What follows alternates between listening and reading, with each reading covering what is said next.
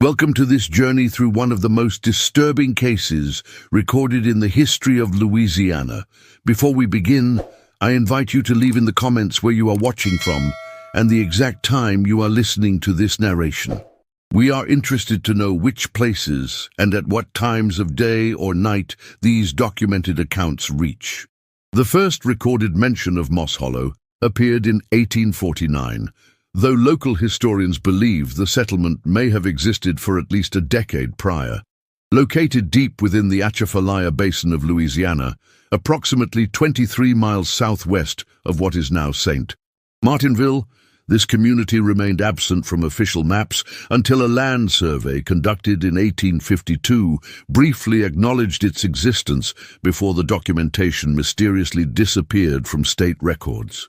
What little we know comes from fragmentary sources. A water-damaged journal recovered from the home of Reverend Thomas Whitfield in 1863, partial census records from 1850 that contain peculiar notations, and oral accounts passed down through generations of families residing in neighboring parishes. These stories speak of a place where runaway slaves established not just a hiding spot, but an entire community beneath the swampland, a network of subterranean dwellings connected by partially flooded tunnels and caverns naturally formed in the limestone beneath the mud. According to the Journal of Elias Montgomery, a cartographer who ventured into the region in 1854, the locals refused to guide me beyond the eastern ridge of cypress trees. When pressed, an elderly man whispered that the ground beyond does not hold its secrets well, and that some nights the earth itself seems to breathe. Montgomery never completed his mapping expedition. His equipment was discovered 3 weeks later, abandoned near a sinkhole approximately 7 miles from his last recorded position. His body was never recovered. The community was reportedly founded by a man known only as Solomon, a skilled carpenter who'd escaped from the Fairchild plantation in northern Mississippi in 1838. What makes this case particularly unusual is not merely the existence of a hidden settlement. Numerous maroon communities existed throughout the South during the antebellum period, but rather the elaborate nature of its construction and the disturbing events surrounding its eventual abandonment. According to interviews conducted with descendants of former slaves in 1896 by Tulane University researcher Harold Jenkins, Solomon possessed an uncanny understanding of the swamp's geography. Jenkins wrote, "The elderly woman insisted that Solomon could predict where sinkholes would form weeks before they appeared. She claimed her grandmother told her he would press his ear to the ground each morning and listen to what she called the swamp's heartbeat." Jenkins' research notes abruptly end with a curious observation. Subject became agitated when asked about the community's water source. Refused to continue interview. What we know with greater certainty is that in July of 1855, a hunting party from St. Martinville stumbled upon evidence of the settlement after following an unusual trail of disturbed vegetation. The men reported their findings to local authorities, who organized a larger expedition. This group, comprising 12 men, including a county sheriff and 2 representatives from nearby plantations, departed on August 3, 1855. Only 5 returned 4 days later, and their accounts of what they discovered differ so dramatically that investigators eventually dismissed them as delusional from swamp fever or consumption of tainted water. One consistent element in their testimonies, however, was the description of a series of mud brick structures partially submerged beneath the water, with narrow passages leading deeper into the earth. Sheriff James Holcomb wrote in his official report, "We observed what appeared to be handcrafted wooden support beams extending from the dwelling entrances down into the murky water. The craftsmanship was unlike anything I have witnessed, with joints that seemed to lock together without nails or bindings." The report was filed, but subsequently removed from county records during Reconstruction. An article published in the St. Martinville Courier on August 12, 1855, mentions the expedition only briefly. The party, sent to investigate rumors of unauthorized habitation in the southern marshlands, has returned with reports of abandoned structures. No individuals were apprehended. No follow-up articles appear in subsequent issues. However, a personal letter written by expedition member William Preston to his brother in Charleston, dated August 17, 1855, tells a different story. I cannot shake the memory of that place.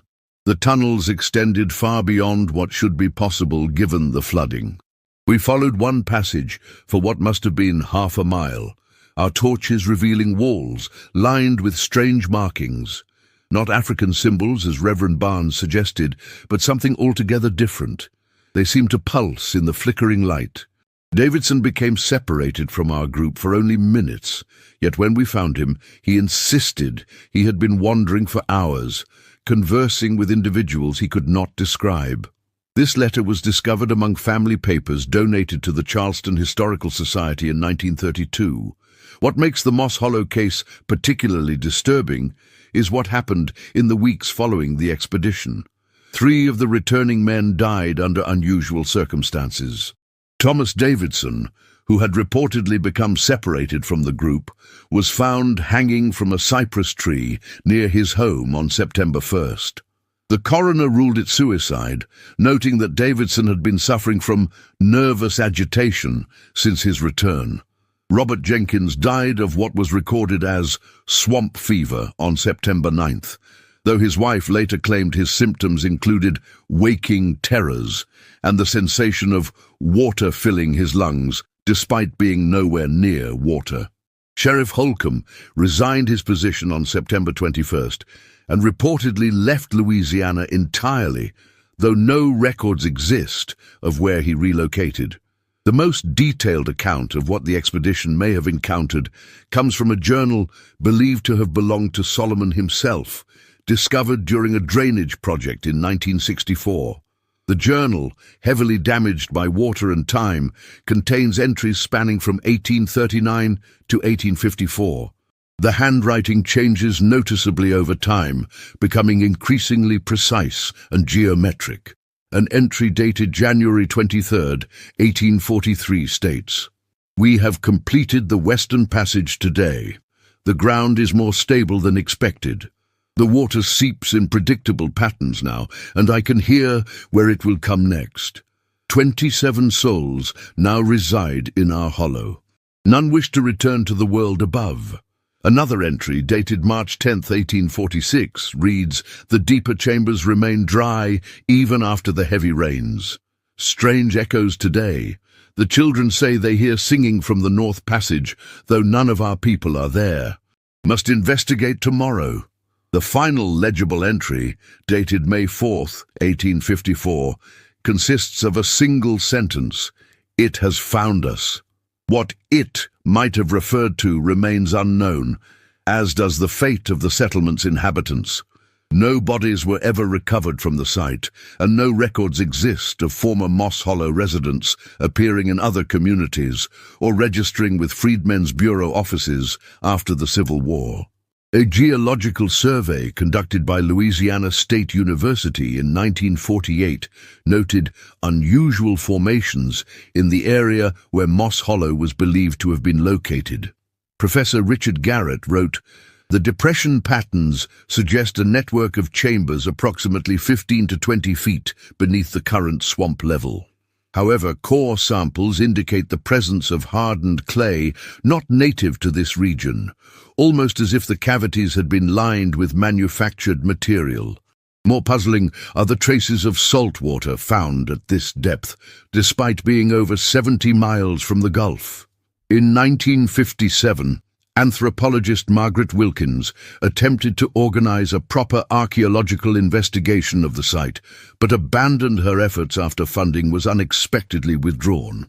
In her personal notes, later donated to Tulane University's archives, she wrote, "Department cited safety concerns after the second sinkhole formed near our equipment.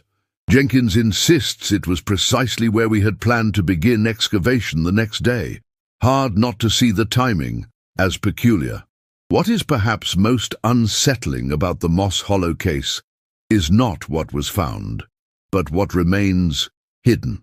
In 1968, during the height of the civil rights movement, historian Benjamin Carter published a controversial paper suggesting that federal authorities had deliberately suppressed information about Moss Hollow and similar communities.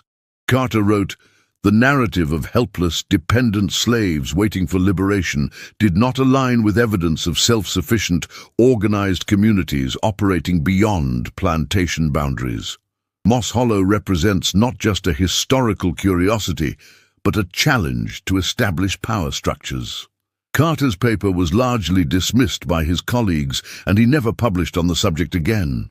His research materials were reportedly damaged in a basement flood at Howard University in 1969. However, a former student of Carter's who requested anonymity during a 1982 oral history project claimed that Carter had received a package containing a small wooden box carved with unusual geometric patterns shortly before abandoning his research. The student stated, "He opened it while I was in his office. Inside was a single piece of parchment with what looked like a map and something else, something small that I couldn't see clearly. Whatever it was, it drained the color from his face. He asked me to leave immediately. The next day, he announced he was taking a sabbatical. He packed up his office that same week."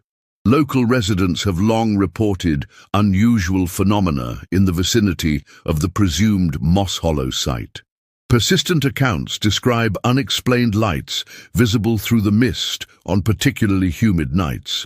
Others mention a low, resonant humming that seems to emanate from beneath the ground during certain phases of the moon. Wildlife behaves strangely in the area.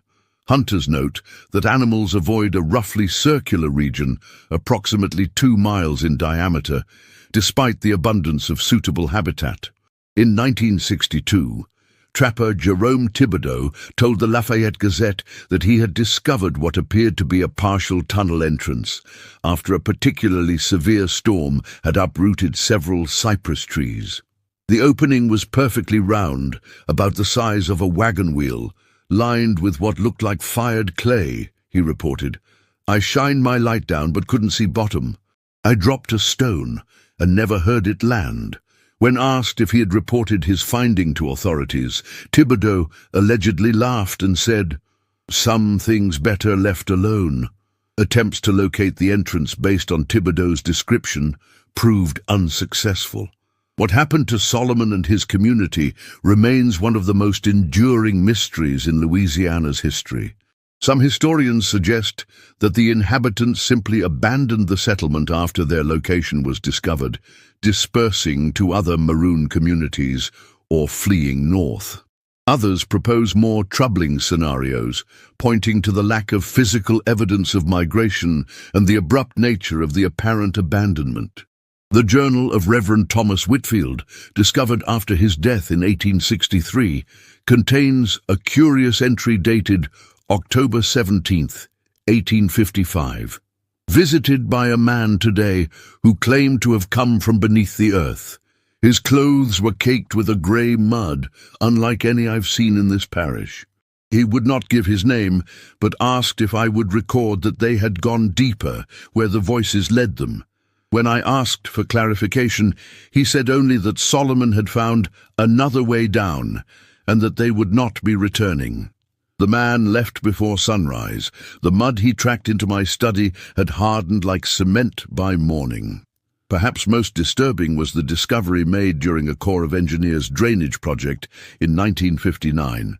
Workers uncovered what appeared to be a narrow vertical shaft, approximately 3 feet in diameter, extending downward into the bedrock. The walls of the shaft were lined with the same fired clay described in earlier accounts.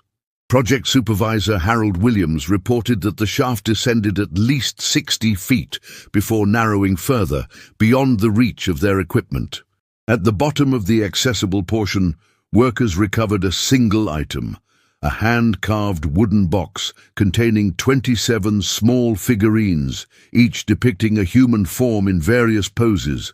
The figurines were carved from a dense black wood that botanists were unable to identify. According to Williams' report, the figurines were sent to the University of Louisiana for analysis. However, university records contain no mention of their arrival, and Williams' subsequent inquiries regarding their whereabouts were met with bureaucratic deflection. In a letter to his superior, dated March 3, 1960, Williams wrote, "I find it peculiar that no one can account for artifacts of such potential historical significance. More troubling is the denial by some officials that we encountered any shaft or structure whatsoever." Williams was reassigned to a project in Arkansas the following month. The area believed to contain the remains of Moss Hollow has been subjected to significant environmental changes over the past century. Drainage projects, industrial development, and natural shifts in the swamp's hydrology have altered the landscape dramatically. In 1968, a portion of the region was designated as protected wetland, effectively halting any further exploration or development. The official reasoning cited ecological concerns, though some local historians have suggested the timing, coinciding with renewed interest in the Moss Hollow case following Carter's publication, raises questions about the decision's true motivation. Today, the precise location of Moss Hollow remains uncertain. Modern mapping techniques, including ground-penetrating radar and satellite imagery, have identified several anomalies beneath the current swamp level that could correspond to the described settlement. However, the combination of protected status, challenging terrain, and the area's reputation has prevented comprehensive investigation. A curious footnote to the story emerged in 1967, when an elderly woman named Clara Johnson was interviewed as part of a folk history project in St. Landry Parish.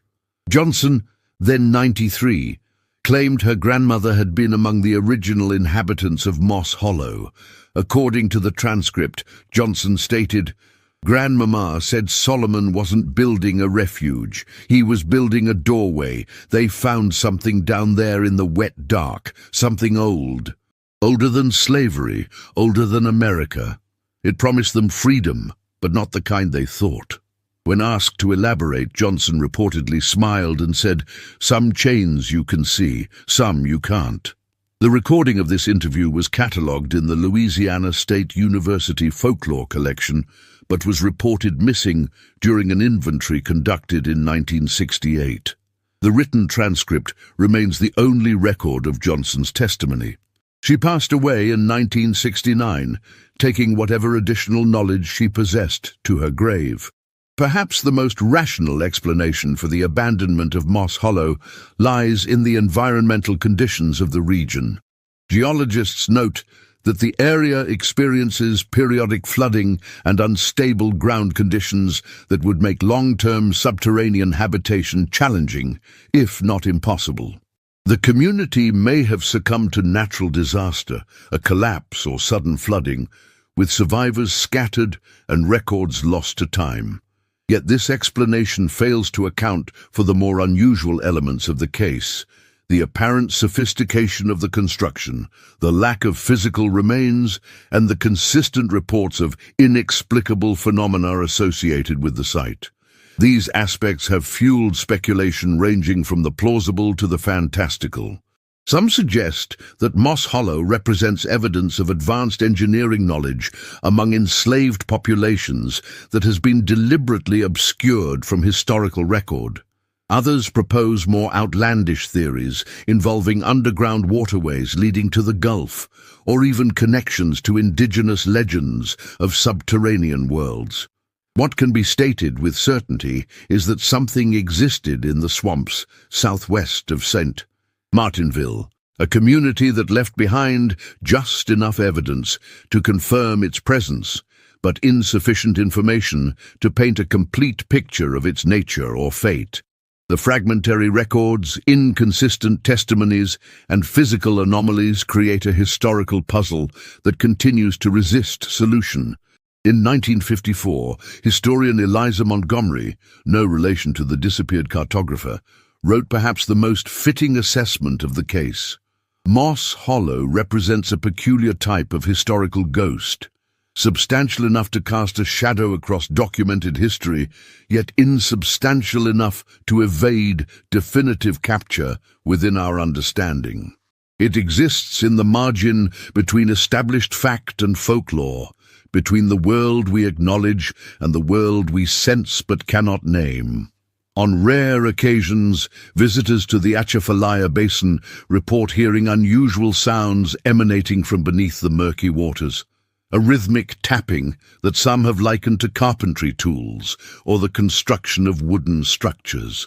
Park rangers dismiss these accounts as the natural sounds of the swamp, water movement, shifting timber, or the activities of wildlife. Yet the reports persist, particularly during the spring months when water levels fluctuate. In 1963, a soil sample collected approximately 11 miles from the presumed Moss Hollow site contained traces of an unusual clay compound with properties similar to modern concrete. Analysis indicated the material had been fired at temperatures difficult to achieve with 19th-century technology. The results were noted as anomalous, and the sample was scheduled for further testing. Records indicate it was transferred to a facility in Atlanta, but arrival was never confirmed. Local folklore has incorporated elements of the Moss Hollow mystery into broader narratives about the region.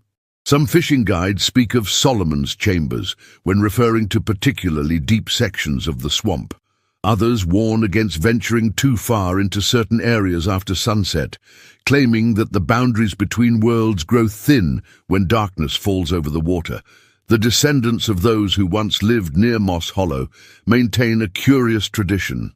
When building new homes, some families place a small sealed clay box beneath the northeast corner of the foundation. When asked about this practice, many claim ignorance of its origin or purpose. Others offer vague explanations about keeping the ground solid or respecting what came before. The contents of these boxes remain a closely guarded secret, though rumors suggest they contain soil, small wooden carvings, or written messages. During particularly dry summers, when water levels in the basin drop significantly, local authorities report an increase in unauthorized expeditions into remote areas of the swamp. In 1958, 1967, and 1965, all drought years, multiple groups were intercepted attempting to access restricted areas with excavation equipment. None offered clear explanations for their interest in these specific locations. A handwritten note discovered in the margins of a surveyor's map dated 1856 offers perhaps the most haunting suggestion of what may have become of Moss Hollow's inhabitants. The cramped script, barely legible, reads, "They did not flee, they did not die, they descended." The story of Moss Hollow remains incomplete, a historical fragment that refuses neat categorization or convenient explanation. What began as a search for freedom evolved into something else entirely, something that continues to evade full understanding more than a century later. The swamp keeps its secrets, buried beneath layers of mud, water, and time. Occasionally, something surfaces, a document, an artifact, an unusual geological finding that briefly illuminates a portion of the mystery before being reabsorbed into the greater enigma. Those who study the case today approach it with caution, aware of the pattern of disappeared evidence, abandoned research, and unexplained phenomena that has followed previous investigations. Some information remains deliberately withheld, passed down through family lines rather than submitted to academic scrutiny. "Some stories aren't meant for everyone to know," explained one elderly resident of St. Martinville in 1965 when asked about local knowledge of the settlement. "Some truths belong to those who earned them." The last official attempt to locate physical evidence of Moss Hollow occurred in 1967, when a team from the University of Louisiana conducted a limited survey using then-new sonar technology. Their equipment malfunctioned repeatedly, producing images described as inconsistent with known geological formations. The project was abandoned after less than a week, ostensibly due to budget constraints. 3 team members reportedly resigned their positions shortly afterward. Today, the area remains largely inaccessible, protected by both natural obstacles and legal restrictions. Those who venture near the presumed location often report a sense of being watched, of eyes following their movements from beneath the dark water. Wildlife behaves erratically, birds fall silent, insects cease their constant hum. The air feels heavier, charged with an inexplicable tension. What truly happened to Solomon and the 27 souls who followed him beneath the swamp remains unknown. No bodies, no definitive evidence of their fate has ever been recovered. Only fragments remain. Unusual clay formations, inexplicable structures beneath the mud, stories passed through generations in hushed voices. Perhaps the most telling piece of evidence is what does not exist. Despite extensive records of runaway slaves throughout the South, no accounts mention individuals who escaped from Moss Hollow. No oral histories describe refugees from the settlement appearing in other communities. Unlike other maroon societies that eventually dispersed, with members reintegrating into broader society, Moss Hollow's inhabitants simply vanished from historical record. As one researcher noted in 1965, it's as if they stepped out of our world entirely. In the spring of 1968, a severe storm caused significant flooding throughout the Atchafalaya Basin.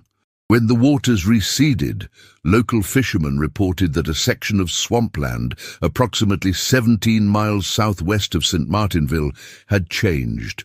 Where there had previously been a slight rise in the landscape, there was now a perfectly circular depression approximately 40 feet in diameter.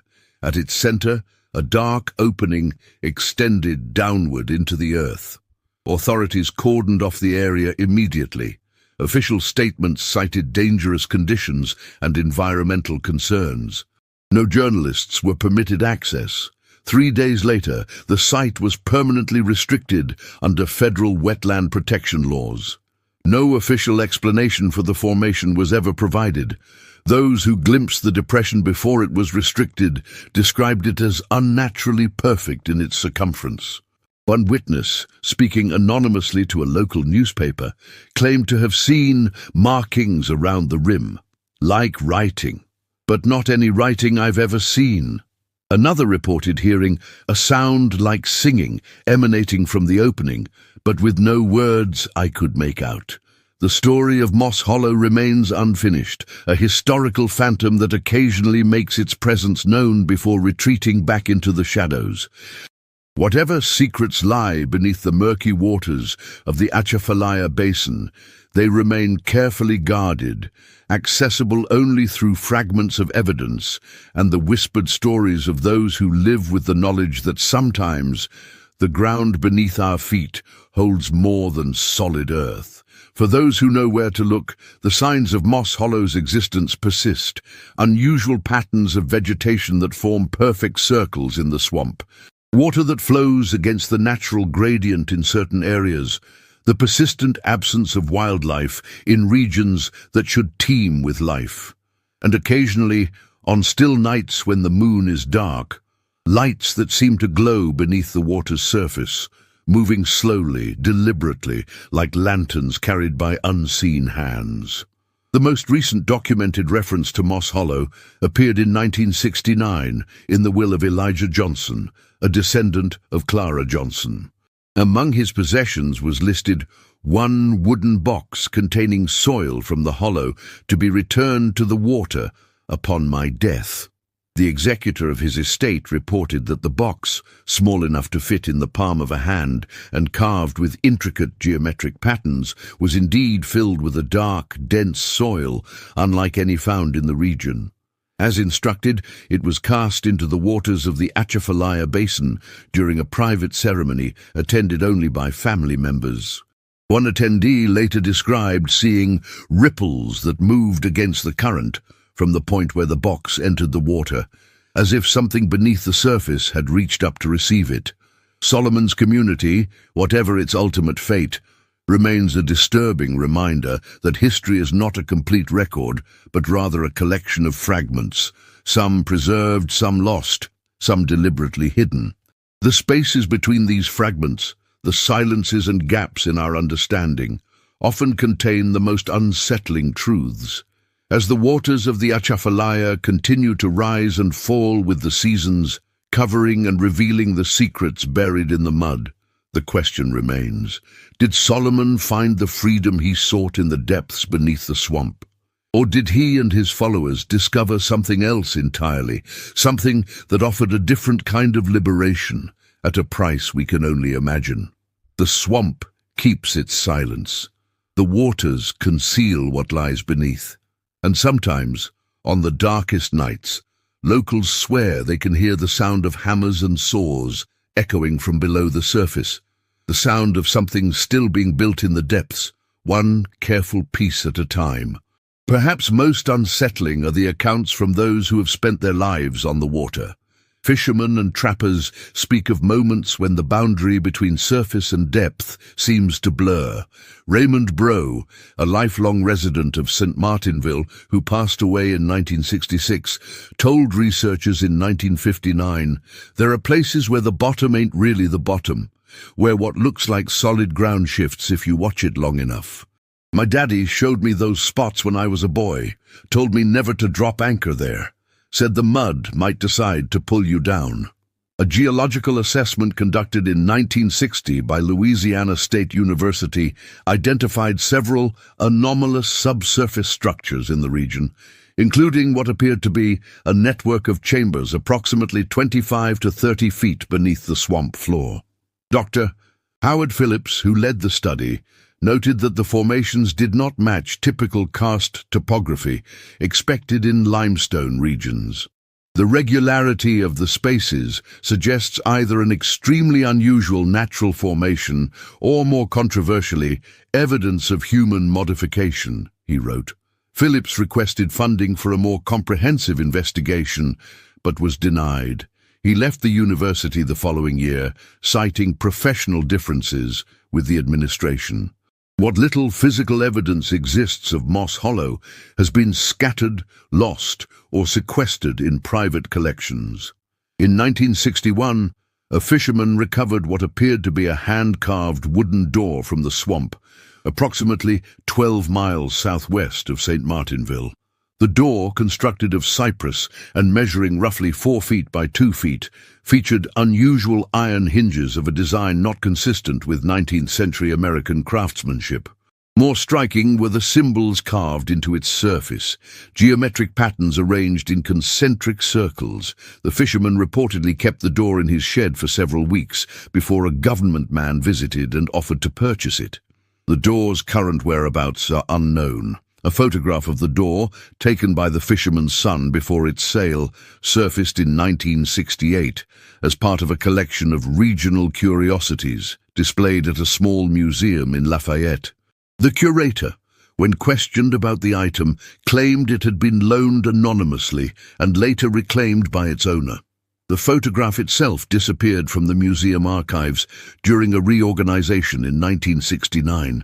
In 1962, during a particularly severe drought, water levels in portions of the Atchafalaya Basin dropped to unprecedented lows, revealing topographical features normally concealed beneath several feet of water and mud.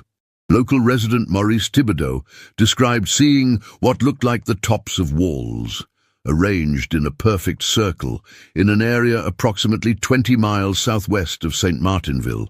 They weren't natural, he insisted in an interview with the Lafayette Gazette. They were placed there, built by human hands. By the time officials arrived to investigate, heavy rains had returned the water to its normal levels, concealing whatever Thibodeau might have seen. Aerial photographs taken by the U.S. Geological Survey during the same drought period show several unusual circular patterns in the vegetation and sediment distribution in the general vicinity described by Thibodeau. Analysis of the images concluded that the formations were likely the result of natural hydrological processes, though several researchers noted the striking regularity of the patterns. The original photographs were damaged during improper storage in 1967, rendering detailed re-examination impossible. The historical record contains one particularly disturbing account that may relate to the fate of Moss Hollow's inhabitants.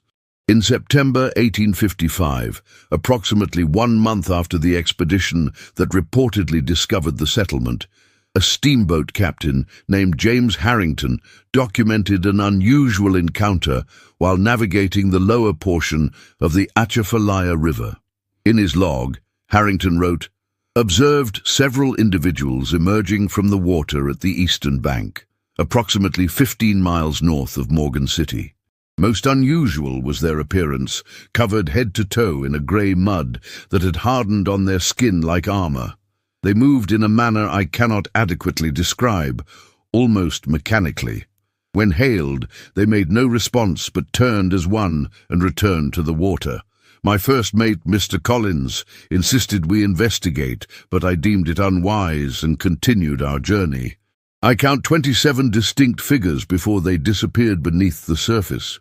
Harrington's account received little attention at the time, dismissed as either exaggeration or misidentification of local indigenous people.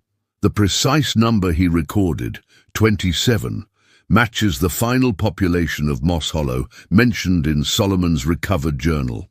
This coincidence was not noted until historian Marcus Reynolds connected the accounts in 1958. Reynolds planned a comprehensive article examining possible links between the settlement and Harrington's sighting, but died unexpectedly of a stroke before completing the work.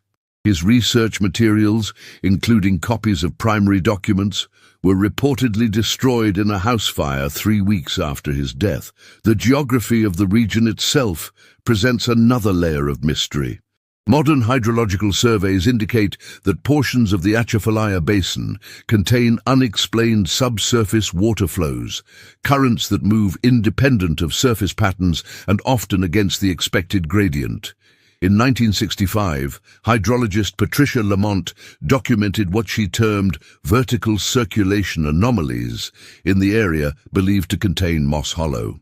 Water appears to be moving not just horizontally, but vertically through substrata in patterns that defy conventional hydrological principles, she wrote. More puzzling is the presence of water with high saline content at depths where freshwater should predominate. Lamont's research suggested the existence of previously unknown subterranean channels connecting to deeper aquifers, or possibly even to the Gulf of Mexico, despite being over 70 miles inland. Such connections could theoretically support the accounts of tunnels and submerged passages described in various historical documents related to Moss Hollow. Lamont planned further investigation but was reassigned to a project in Florida before completing her work. Her preliminary findings were filed but never published in academic journals. The historical context of Moss Hollow adds another dimension to its mystery. The period from 1830 to 1860 saw numerous maroon communities established throughout the southern United States. Settlements of escaped slaves who created independent societies in remote, inaccessible areas. Most of these communities were eventually discovered and disbanded, their inhabitants recaptured or forced to flee further. Those that survived longest were typically found in mountainous regions or dense forests where natural barriers provided protection. What makes Moss Hollow distinctive is its purported subterranean nature. No other documented maroon community attempted to establish permanent underground habitation, particularly in a swamp environment where flooding would present constant challenges. The engineering knowledge required to create stable structures beneath a swamp floor with functional drainage and ventilation systems would have been considerable. Yet historical records indicate that Solomon had worked as a carpenter and had no formal training in mining or subterranean construction. This discrepancy has led some researchers to suggest that the community may have discovered existing natural formations that they subsequently modified, rather than creating entirely new structures. The limestone substrate beneath portions of the Atchafalaya Basin could theoretically contain natural caverns, though such formations are not typically found in the region's geology. Another theory, proposed by geologist Richard Martinez in 1964, suggests that the settlement might have utilized sinkholes and natural depressions as starting points, gradually expanding them into more complex structures. Martinez pointed to unusual mineral deposits found in soil samples from the region as evidence of extensive human manipulation of the subterranean environment. His research was never published, and Martinez declined to discuss the topic in later interviews, citing only professional concerns. The fate of Solomon himself remains perhaps the most enduring question in the Moss Hollow mystery. No records indicate his capture or death, nor is there evidence that he emerged from the swamp to establish himself elsewhere. The last confirmed reference to him appears in his own journal, with the cryptic final entry, "It has found us." In 1960, an elderly woman named Sarah Williams, claiming to be a descendant of a family that had lived near the settlement, told a folklore researcher, "My great-grandmother said Solomon wasn't trying to hide from slave catchers in the end. He was trying to reach something he'd heard calling from the deep places. She said he would sit for hours with his ear pressed to the ground listening, and one day he told everyone he knew where they needed to go." Williams could not or would not elaborate on what this destination might have been.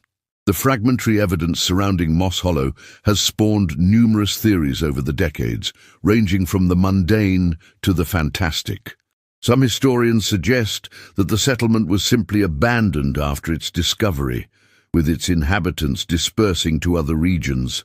Others propose that the community fell victim to disease or natural disaster, perhaps a catastrophic collapse of their underground structures during flooding.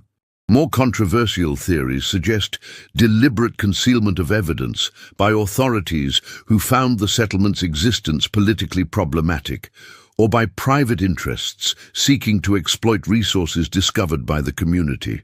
The pattern of disappeared documents, reassigned researchers, and lost artifacts lends some credence to theories of intentional suppression, though no definitive proof has emerged.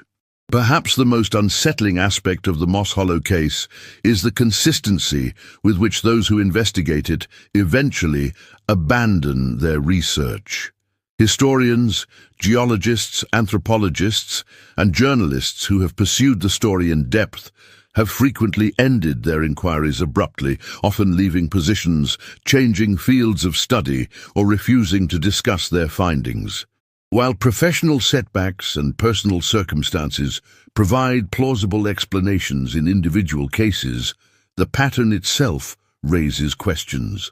Dr. Eliza Montgomery, who examined the case in the 1950s before suddenly redirecting her research toward Caribbean history, wrote in a private letter discovered after her death, "There is something about this particular story that resists examination. Each thread I pull seems to unravel something else entirely, something I am increasingly certain I do not wish to see in its entirety."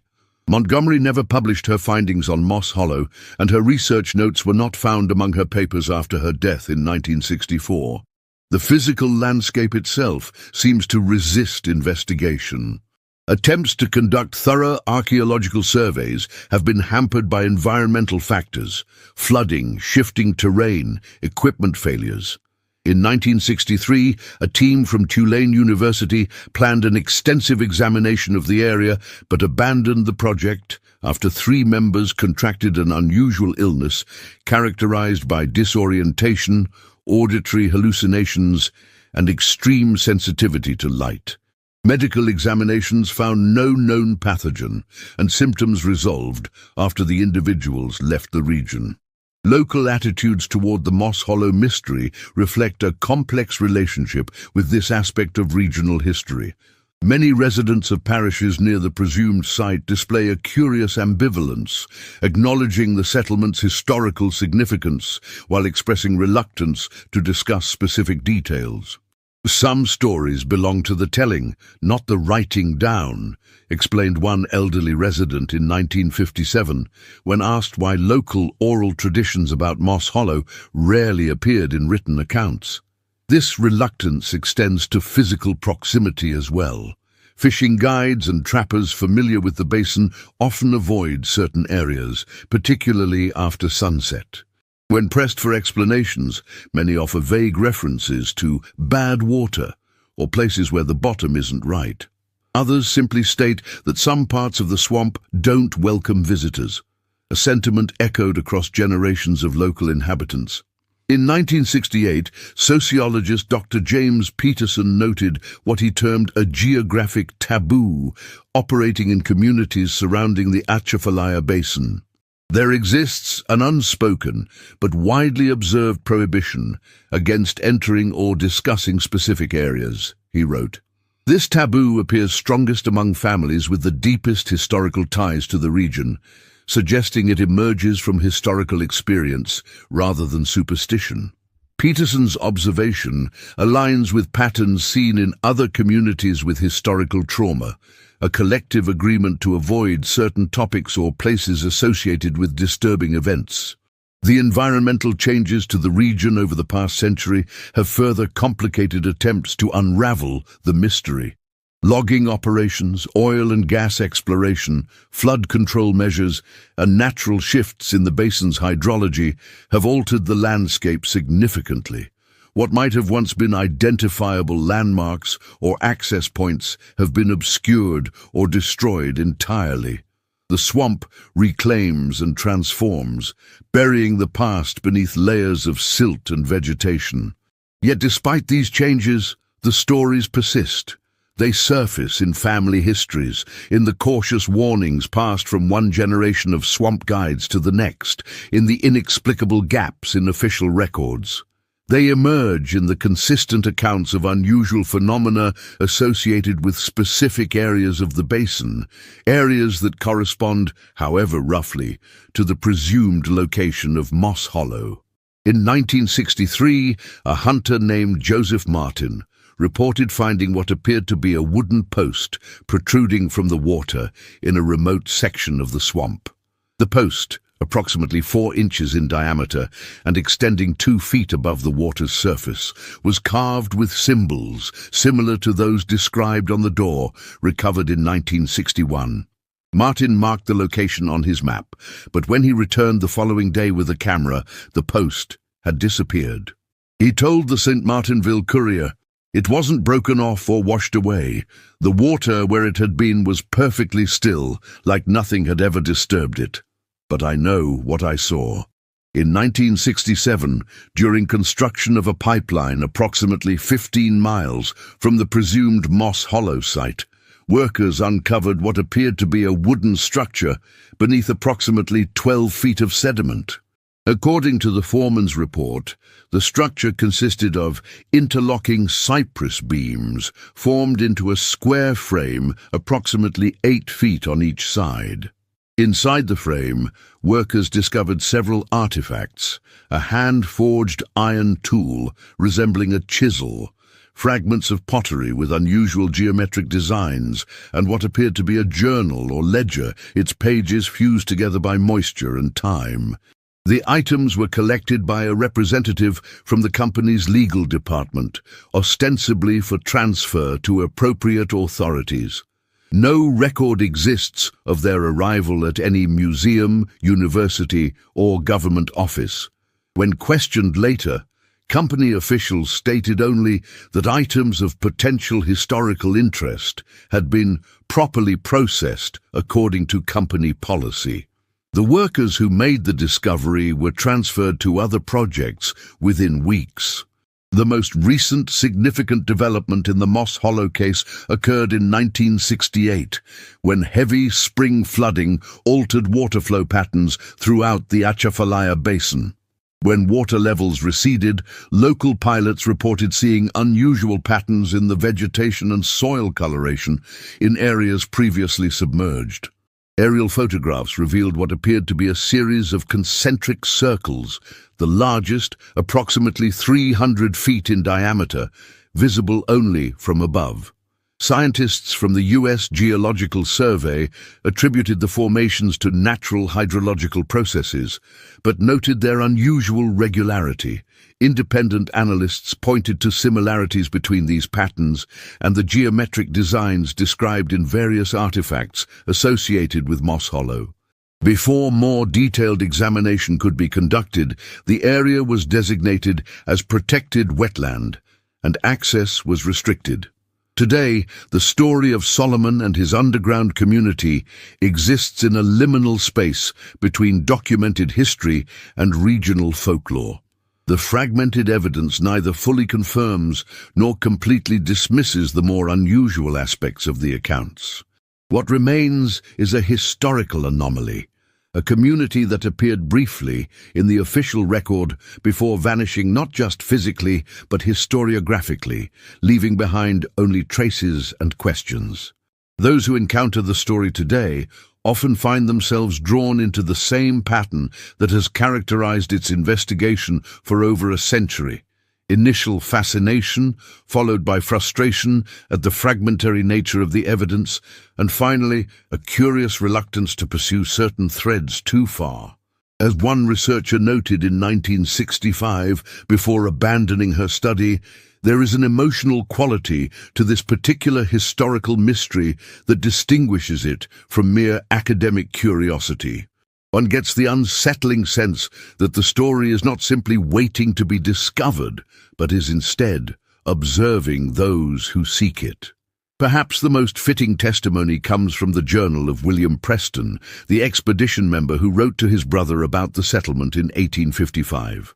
In a personal diary discovered among family papers in 1939, Preston made a final reference to Moss Hollow 2 months after his return. I find myself unable to speak of what we saw beneath the water and mud, not from fear of disbelief, but from the growing certainty that in describing it, I somehow extend its reach. Some discoveries should remain buried, not because they are false, but because they are too true.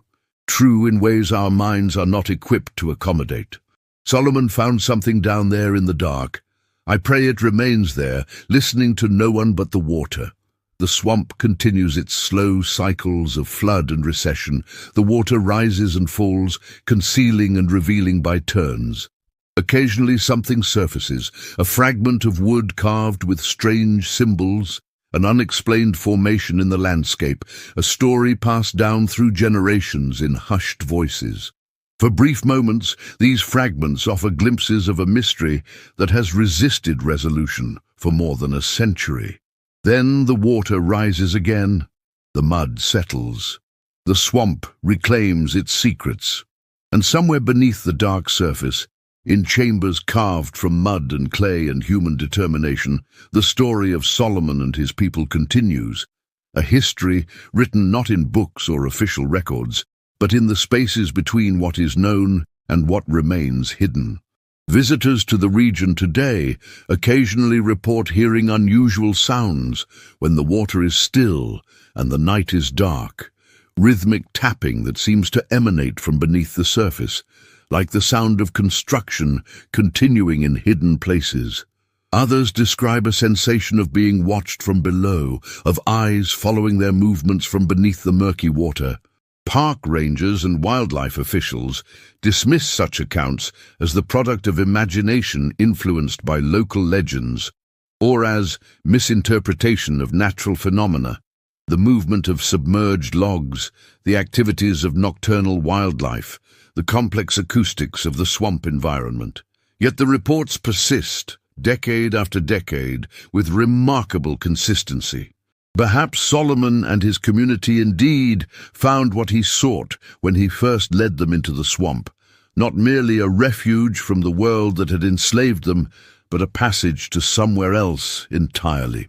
Perhaps the 27 souls who vanished from historical record continue their journey still, in places beyond our understanding. Or perhaps the truth is simpler, but no less haunting. A community that created something extraordinary, only to have their achievements systematically erased from official history, preserved only in fragments and whispers. a testament to human ingenuity and determination, buried beneath mud and water and deliberate forgetting. Whatever the reality, the swamp keeps its counsel. The water conceals more than it reveals. And the story of Moss Hollow remains what it has always been, a disturbing reminder that history is not a complete record, but rather a curated collection, with the most unsettling truths often lying in the spaces between documented facts, in the silences where certainty dissolves into question. As William Preston wrote in his final known reference to the settlement, some doors once opened cannot be closed again. Some knowledge, once gained, cannot be unlearned. Solomon understood this. I believe that is why he went down into the dark water and mud, not to escape what pursued him, but to pursue something that called to him, something that promised answers to questions I dare not even formulate. The waters of the Atchafalaya continue to rise and fall. The mud shifts and settles. And somewhere beneath it all, the mystery of Moss Hollow persists, a historical ghost that refuses to rest, a story that continues to reach up from the depths like hands emerging from dark water, grasping for someone to listen.